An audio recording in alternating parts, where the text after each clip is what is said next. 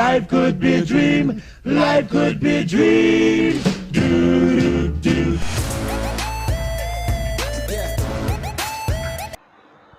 สวัสดีครับพบกับผม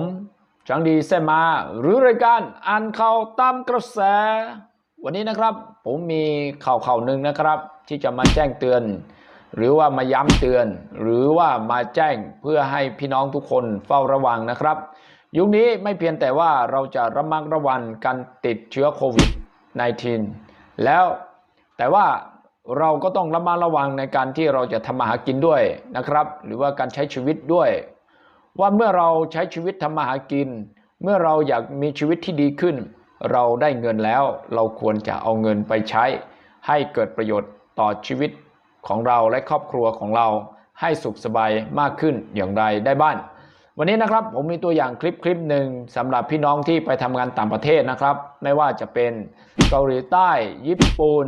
ไต้หวันอิสราเอลนะครับไม่ว่าท่านจะไปทำงานที่ไหนก็ให้ท่านอย่าไปประมาทกับชีวิตของท่านนะครับเมื่อท่านมีเป้าหมายที่จะไปทำงานเพื่อให้ชีวิตครอบครัวของท่านหรือว่าชีวิตของท่านดีขึ้นเพราะฉะนั้นเมื่อท่านหาเงินได้แล้วท่านต้องรู้จักเก็บเงินหรือรู้จักส่งเงินกลับมาให้ภรรยาหรือพ่อแม่ญาติพี่น้องทางบ้านเก็บให้ก็ได้นะครับดังเช่นคลิปต่อไปนี้ที่ผมจะให้ทุกคนได้ดูนะครับว่าคลิปที่มีพี่น้องชาวม้งนะครับไปทำงานต่างประเทศแล้วเขาติดยาแล้วเขาเมายาแล้วเป็นยังไงบ้างเราไปชมกันเลยนะครับ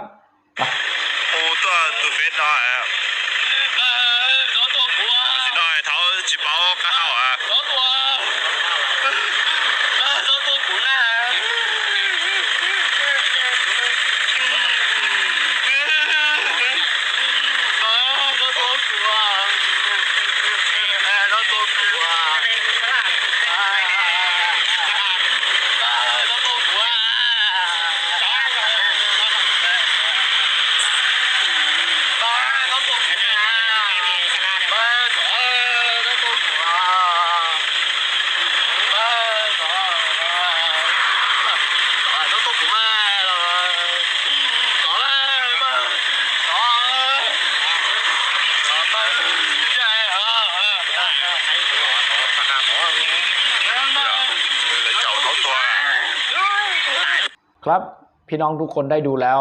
มีความรู้สึกเป็นยังไงบ้างครับพี่น้องที่เป็นคนไทยอาจจะแปลไม่ออกนะครับแต่เดี๋ยวผมจะแปลให้ฟังนะครับเขาบอกว่าอย่าฆ่าผมเลยปล่อยผมไปเถอะอย่าฆ่าผมเลยปล่อยผมเถอะขอร้องอย่าฆ่าผมเลยนะครับคลิปนี้ก็เตือนให้พี่น้องที่ไปทำงานต่างประเทศนะครับให้ท่าน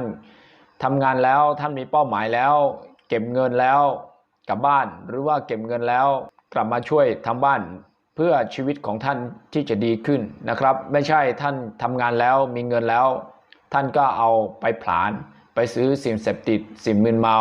แล้วเมื่อท่านหลงผิดไปแล้วท่านจะมีอาการดันคลิปที่ผมเปิดให้นะครับสุดท้ายนี้